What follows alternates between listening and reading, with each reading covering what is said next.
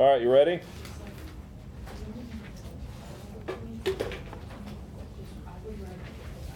All right, with Jackson, we got these major topics that we got to cover with a few smaller topics embedded in there as well.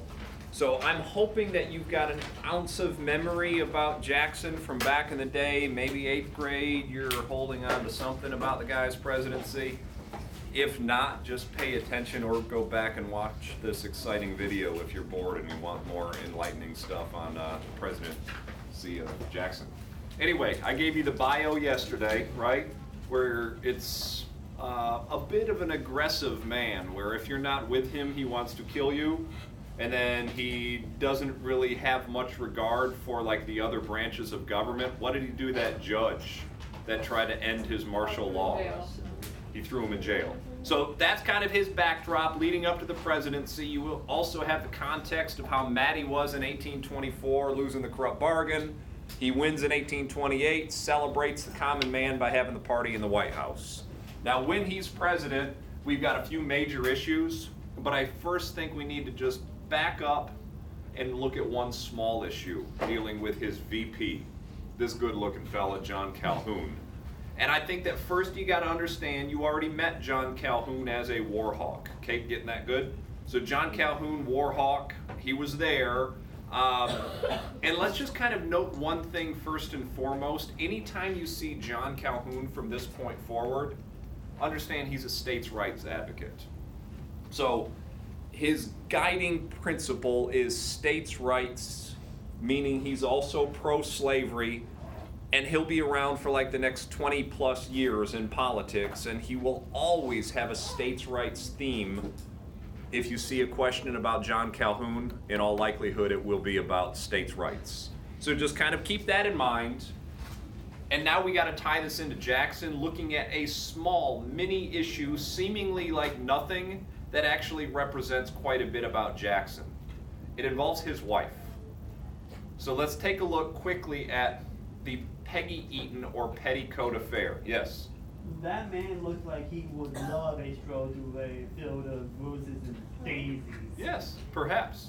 So, looking at this issue with Peggy Eaton, follow me on this. Don't try to write down every single one of these details, but just follow me on the significance of the story.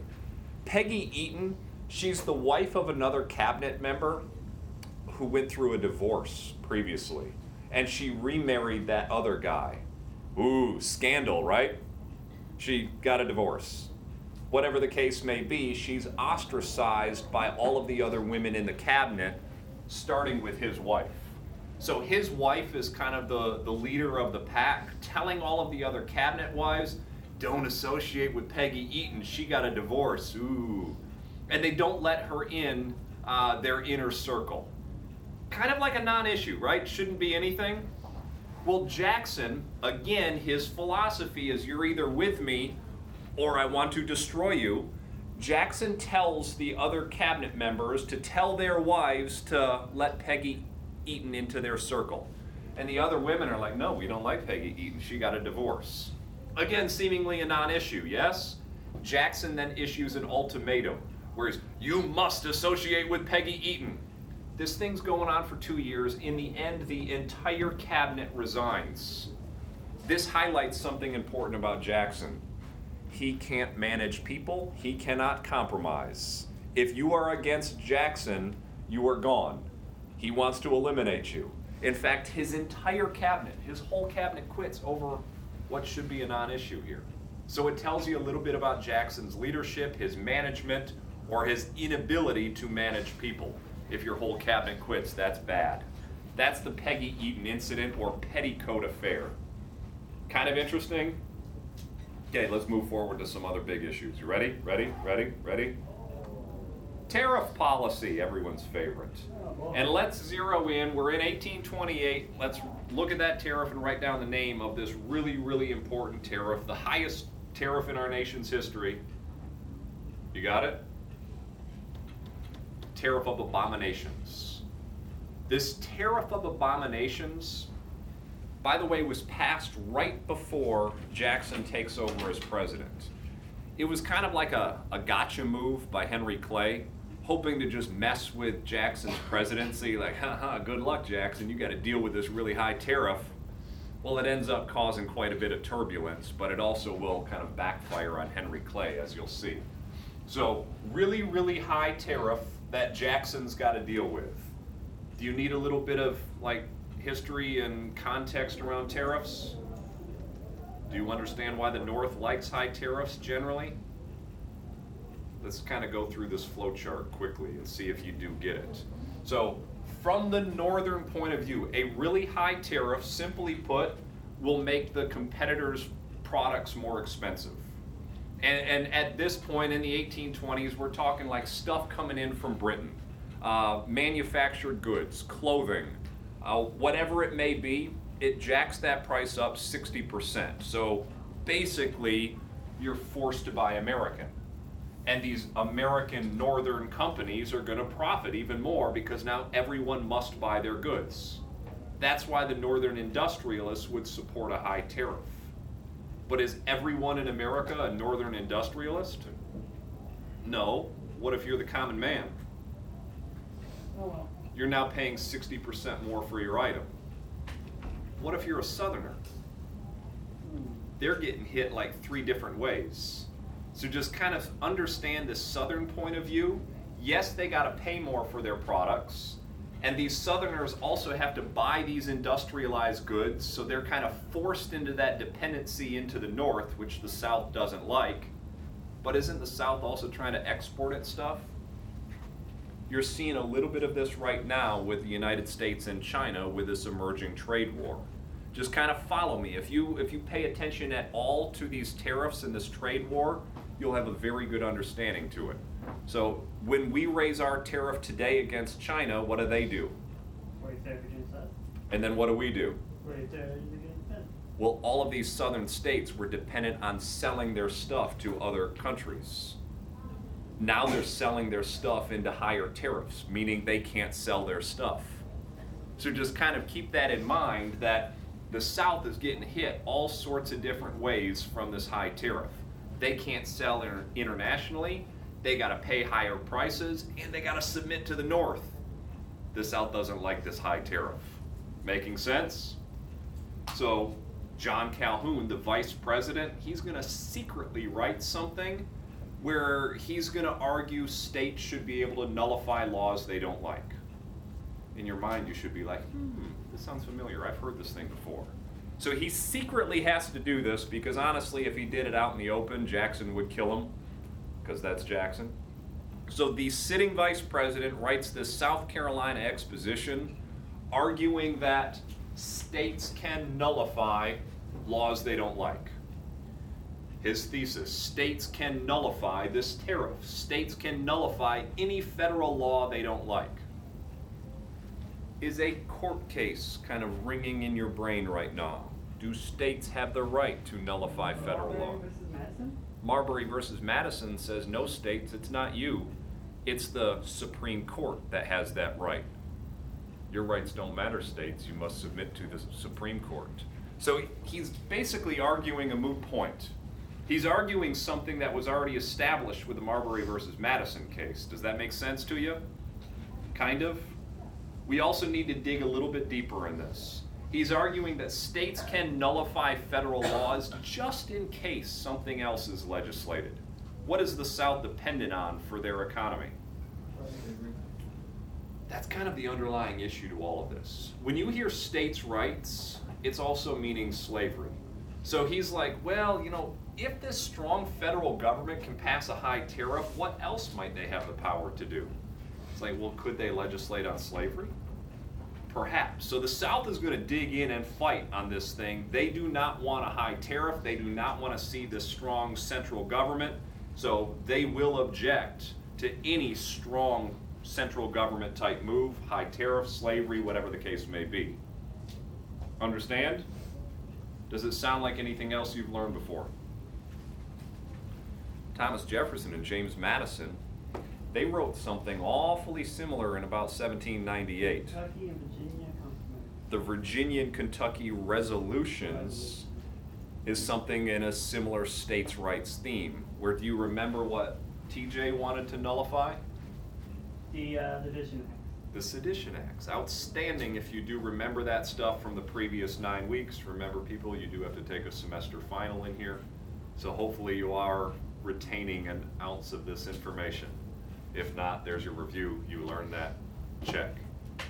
Next up, South Carolina actually votes to nullify this tariff. Can they do it? No, but they do anyway. And then they threaten to secede. So South Carolina, they have a special meeting. They all vote to nullify this Tariff of Abominations. They're threatening to secede. Well, Jackson is going to view this more as like an insubordination thing, and don't mess with a general. Remember what he did when several men in his militia tried to desert? He hanged them. Jackson actually threatens to kill any nullifier. Jackson's got a quote that's pretty memorable where he says, "If I ever meet someone that tries to nullify this law, I will hang them from the first tree I see in South Carolina." He said he would personally do it. So Jackson's basically threatening to go to war. He's threatening to invade South Carolina, and this thing's at a bit of a standoff. In fact, it's dragging on for a year and then 2 years where Jackson's about to move, South Carolina's trying to nullify this thing, and it's kind of blowing up to a big debate between federal power or states' rights. Can the federal government pass what it wants? Must the states comply? And they end up debating this in many different ways. So don't write down the words of this. Just kind of understand the significance. You know what it means, like if you stand up at a fancy dinner and you issue a toast? Yeah, they have like a birthday party for Thomas Jefferson, who's dead at this point, but they're still celebrating his birthday with all the big politicians in the day. And like all the fancy politicians, they want to stand up and they say their piece. Well, look, Jackson stands up and he's commenting on this issue. He says, "Our federal union, it must be preserved." And then they say immediately afterwards, president should have the last voice. They say immediately after Jackson spoke, his vice president gets up. And Calhoun then says, "The union next to our liberty most dear, respect the rights of the states." They say that Jackson just looked over and gave him the death look, like wanting to kill his own vice president then and there. Why is this important? It highlights the split in our government. It highlights this debate between federal power and states' rights. And we don't seemingly have an answer at this point in history. Congress then takes on the debate for an entire week. It's known as the Webster-Hayne debates. I will save you reading the 300-page transcripts of the Webster-Hayne debates, and let's just understand it as Congress is debating federal versus states' rights. And maybe draw arrows next to who's on what side. Webster, federal government. Hayne, he's a South Carolinian, that's Hayne. Hayne is with states' rights. And they debate this for an entire week. And just to add a little more context to the story, Webster's reply to Hayne takes like 2 days. And they say it was so eloquent, so well spoken, they printed 40,000 copies of it and distributed that to the people who were reading it for fun. So there's a lot to this.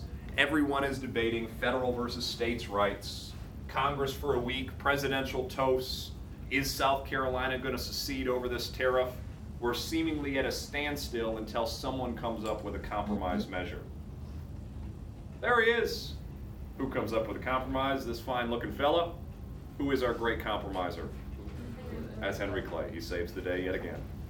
He comes up with this compromise tariff that will gradually reduce the tariff rate over a 10-year period. So way to go, Henry Clay. You saved the day. Awesome. That's the nullification crisis in a nutshell. You good on nullification? So nullification, controversy over the Tariff of 1828, the Tariff of Abominations, South Carolina. Just kind of revisit that stuff if you have any questions or concerns. Next big topic, you ready? Check. Have any random thoughts? Quick transition? You're good? You're good? Next big topic, Indian removal. And this, I think you're holding on to a little bit of knowledge from 8th grade history. They tend to focus quite a bit on the Indian Removal Act or the Trail of Tears. That's the famed painting of, the forced march of the Cherokee. So I'm thinking that you know at least something about the Trail of Tears or Indian removal, but maybe you don't have this court case in the memory bank. This actually says the Indians are allowed to be where they are. In fact, our Supreme Court ruled that the Indian nations existing at this point are separate nations, sovereign nations, and the United States has no jurisdiction over them. That's our Supreme Court. That is the law of the land. But what does Andrew Jackson think of the Supreme Court? I got a quote for you to write down. Ooh, yeah. So just kind of get that court case and understand that court case gives the Indians legal right to be where they are. They are separate nations. They are sovereign. The U.S. cannot meddle with them. They're allowed to stay where they are. Who's our Chief Justice at this point in history? Is John Marshall? It's still John Marshall. So John Marshall, he makes this decision, and here's the quote that you got to write down. Jackson says, Marshall made his decision, let him enforce it. Marshall made his decision, let him enforce it. What does that tell you of Jackson's intent? Marshall made his decision, let him enforce it. Jackson doesn't care what the Supreme Court said. Jackson's going to remove them anyway. So just kind of think your way through it. We've seen this pattern. Jackson doesn't care about the other branches of the government. He's going to go all king-like. He's going to remove those Indians no matter what. We know that he's not an Indian lover. He's got an entire history of Indian fighting. Even when he was a lawyer, he specialized in taking away Indian land. So we know that he wants to remove the Indians and allow like the common white man to capitalize on their territory. So that's Jackson's philosophy behind the whole thing. Not all go easily, although it is the forced removal of 100,000. 20,000 die along the way. That's how bad this thing is. That's why it's called the Trail of Tears. And this is I'm positive someone remembers this. Where are they removed to? Good. So this is, by the way, all eastern tribes. Any tribe, any Indian east of the Mississippi River, they now get the Oklahoma Territory, which is quite vast. It's like Oklahoma and part of Kansas, and they're supposed to have that forever and ever and ever. For now. In fact, this is the word of the treaty. Once they're removed to the Oklahoma Territory, they're supposed to have that land as long as the grass shall grow and the river run. That kind of means forever, right? We'll see in a second when I give you a map of what they're promised and a map of what they still have today. So they're promised this as long as the grass shall grow and the river run. These two don't buy it. These two don't want to leave. These two fight for their territory. This is the famed Black Hawk Revolt and the Seminole War. And maybe if you know, I don't know, sports or colleges, you can remember the geography of this. The Black Hawks, that's a hockey team, yes? Any hockey fans? Sorry. The Chicago Blackhawks are the hockey team there. So this is taking place in Illinois. And again, you can just follow the pattern of what happened to Indians backed into a corner. They fight. Are they going to win and hold their territory forever? No. No, both will lose eventually. But a lot of troops and a lot of money is going to be sent out fighting these Indians, forcing them to comply with Indian removal. This one's kind of a nasty story of how the United States captured Osceola. They tricked him into a parlay, into a meeting, and then they captured him there and crushed the revolt. So yes, there's a lot of detail, but just kind of follow our long time pattern of what had happened with Indians. They fight, they lose, they're forced now into these reservations. And again, oftentimes forced at gunpoint, removed from their home, given all of this. As long as the grass shall grow and the river run. That's a lot of land, yeah? So that's Oklahoma, that's Kansas. You ready for today's map to see what they held on to? So just kind of mental image, think Oklahoma, Kansas. Again, they're removed everywhere to that territory. Here's today. You found Oklahoma, but it tells us to see the insert. There's the insert. That's not all of the Oklahoma Territory. Now these tribes are just given these small little plots of land or these reservations, and all the good land was kind of taken. So it's an ugly history that we've seen, and that's the pattern across the entire West. They're given a whole lot of land, and eventually they're going to be moved elsewhere, moved again, moved again. If something of value is found, oftentimes they're forced off that, either by war, a deceptive treaty, or something else. Later on in the 1920s, we'll focus on the Osage tribe. Anyone know anything about the Osage? Anyone know about northern Oklahoma, of how you might be able to make money there in the 1920s? Bingo.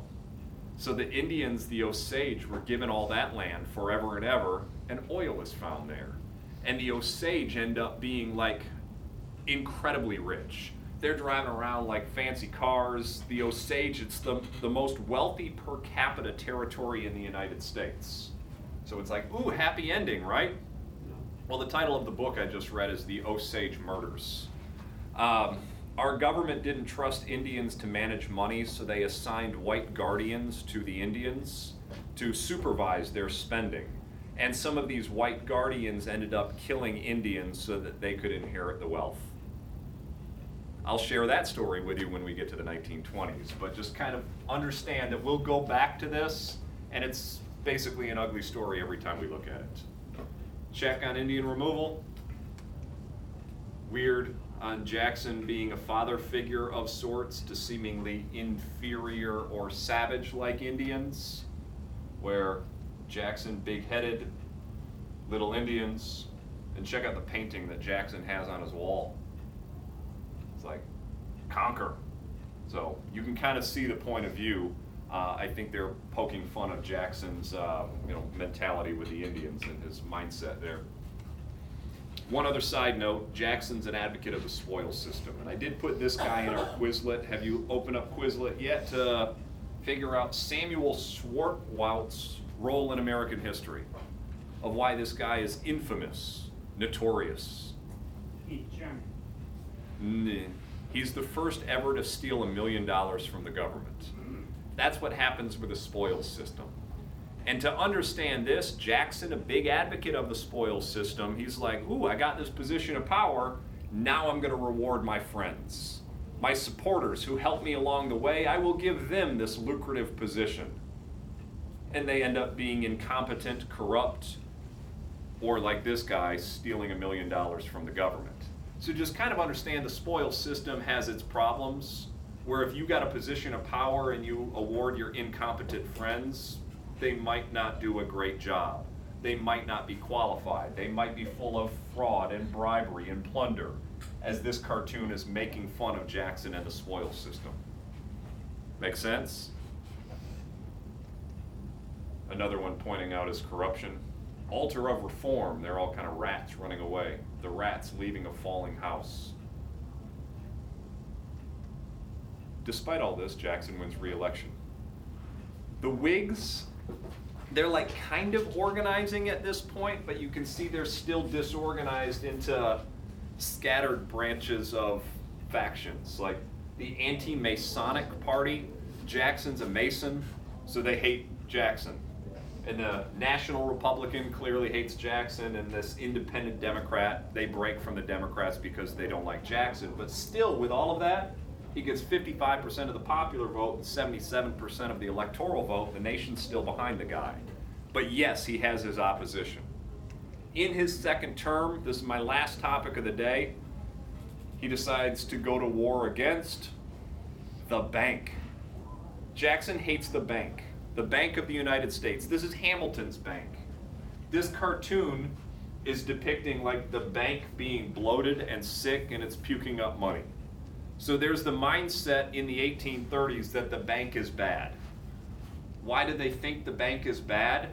Because it's run by rich guys and it's undemocratic and it's a few elitists that control the bank. But in reality, please understand the bank was a good thing.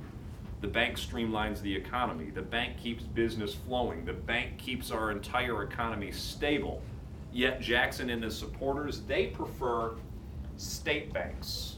or pet banks, as they're sometimes nicknamed, or even wildcat banks, because these are not the most stable institutions. Check out that dollar bill. It's a 5. What looks odd about it? It's from the Bank of Fort Myers. So where can you redeem that cash? Oh my. Yeah. But they issue their own currency. They're not regulated, and they can often issue a lot of currency and give out loans to whoever they want. And they're basically printing money in an unstable system.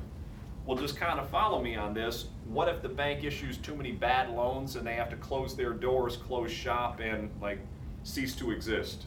What happens if you're still holding on to a bunch of that Fort Myers cash? It's worthless.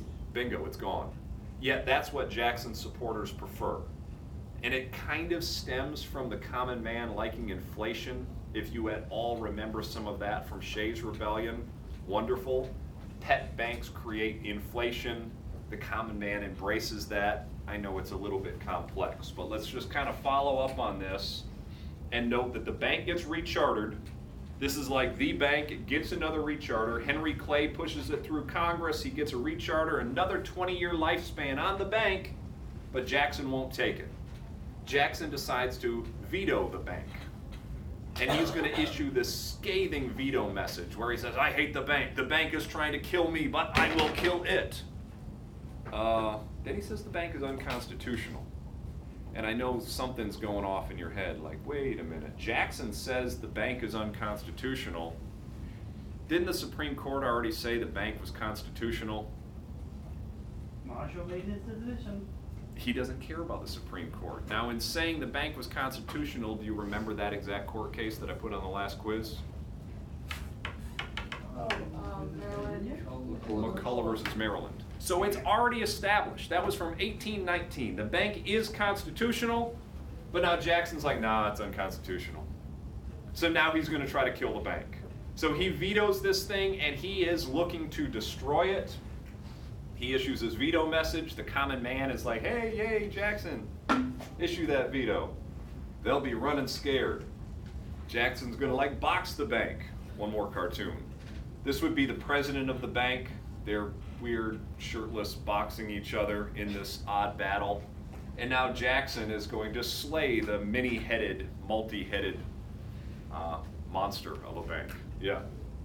I feel like it's ironic that Jackson would say something is unconstitutional, where it feels like a lot of the stuff he does is unconstitutional. Definitely ironic. But again, it's Jackson's way or the highway is how he views things. It's like he's got a limited point of view. You have to agree with him. That's the only way he understands things. All right, so this is the guy in charge of the bank that wants to keep it like afloat. Jackson, however, thinks he's going to kill the bank in the 2 years it has left. So they're going to war against each other. Nicholas Biddle, how do you kill the bank? You vetoed it, but it's still around for a couple more years. Get ready for this genius idea. To kill the bank, he takes all the money out. All of the federal money. All of the money brought in from tariffs. All the money brought in from everything. He takes it out of the federal bank and he's going to starve it into submission. And Jackson then puts all of our money in those wildcat banks. Huh. Is that a good idea? No, because these are unstable. These don't have one institution regulating them. They issue loans left and right. They create inflation. They might create hyperinflation. They issue loans to anyone and everyone. In fact, it's starting to create a speculation frenzy where everyone is getting loans and everyone is going to buy land and everyone is going to like get caught up in this. So now Jackson needs to regulate that crazy speculation, and then he issues this. This is like, whoa, way too much speculation, people. Now if you want to speculate in land, you must do so in gold or silver, which no one has. So here's the thing, that specie circular, it's designed to fix the mess he created, but what it ultimately does, it bursts that speculation bubble and creates an economic panic. But by the way, we're in 1836 as all of this is happening. What also is happening in 1836? It's an election year, not featuring Jackson. So Jackson creates this stink, and he's out, and the next guy's going to inherit the entire mess. Jackson retired, kind of a champion of the common man. Jackson went out like, oh yeah, everyone loves me. Good luck, next guy, you got to deal with this. And the next guy, by the way, is going to be nicknamed for the panic that Jackson created. Martin Van Buren, Jackson's vice president in the second term, wins this thing. He's called Martin Van Ruin, and he's going to go down as the president during the Panic of 1837. So just kind of understand the context. Jackson created this, but he went out unscathed, and the next guy took the blame for it. And you can again see the Whig Party is around, but holy cow, they're still a disaster. The Whigs basically are together because they hate Jackson, and that's about it. Now the Whigs will have a chance in the next election, but I'm not yet there in explaining them for you. Are you good? I think I'm good. That's leaving us with about 16 minutes. And I gave you this one yesterday, and I want to help you out on a little bit. Anyone need it? Anyone lose it? Anyone want another? So let's look at, and this is where I'll help you, and this is probably my most important part of this. If you look at my little 4 columns where I go, champion of the common man, guardian of democracy, guardian of the Constitution, and I'll help you out with this one, and then I'll just kind of let you loose. Ready? Questions on anything so far? You got this? So this kind of relates to what Jackson considered himself. Jackson was like, oh yeah, I'm champion of the common man. I support the common man. To what extent is he for the common man, is what we put here. So you can kind of divide it in 2 or put a yes and a no, however you want to organize this, but kind of think he will do some stuff for the common man, right? What's he going to do for the common man? The bank. The common man actually liked those state banks. So you can put, he kills the bank for the common man. What was the first thing he did for the common man when he won the election? He had a party for the common man. Common man attends. What's probably the biggest thing he does for the common man? They vote for him. He doesn't technically allow them to vote. He gives them a bunch of land. Indian removal is for the common man. So we're seeing a lot of these actions where it's like, all right, Jackson, you are supporting the common white man at least, but does he do anything to hurt them? Yes. What? He creates an economic panic. When he kills the bank, that ultimately hurts the common man that didn't see the connection between the stability of the bank and their economic livelihood. So by killing the bank, he does hurt the common man. What's my whole South Carolina thing? South Carolina, first thing I talked about today. Amanda, help me out. The tariff. The high tariff. He enforces a high tariff which crushes the common man. Get it? That's the stuff we write down here. Guardian of democracy. Okay, common man supports him. He might guard their popular vote, perhaps, but I can tell you a whole lot of democracy that he's not guarding. Who doesn't get the vote under his watch? Women, slaves, Indians. He's not really guarding democracy here. Maybe a very limited sense like white man democracy. One other thought on this. South Carolina technically voted to nullify that. Isn't the process of voting democratic? Does he care? Nope. No. You got a lot of examples of him not guarding democracy. Guardian of the Constitution. Ha! Funny. Give me examples, specific examples. Jot down that court case in the Guardian of the Constitution column. Which one does he ignore? Which 2 does he ignore? I would revisit those court cases that he ignores here. McCullough versus Maryland, arguing that the bank was indeed constitutional. He's like, I think it's unconstitutional. And then the wordy one with Indians. The Worcester versus Georgia. He ignores that one too. Marshall made his decision, let him enforce it.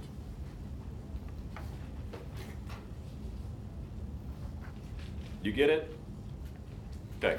Take some time, work together. You have, I think, enough where you can explore both sides, get a good chunk of this done, then we're on pace to knock out some more stuff tomorrow.